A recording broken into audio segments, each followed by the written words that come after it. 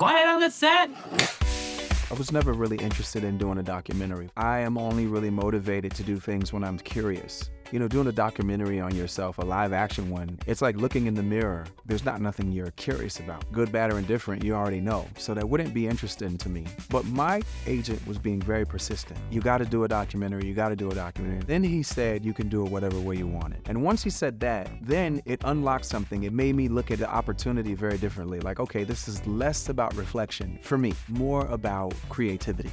And so when we talked about Morgan Neville becoming a prospect to like do it, I was like, okay, that would be interesting to me because the way that he told the story from the Mr. Rogers doc, Won't You Be My Neighbor, I just felt like, okay, that's somebody I could give all the pieces to, pun intended, and let him organize it and choreograph it as he saw fit. Pharrell pitched me this idea. I love your films, and I thought that you could make a documentary about me.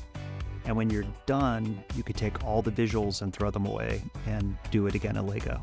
And I did not see that coming, but I have to say, the moment he said that, I got really excited.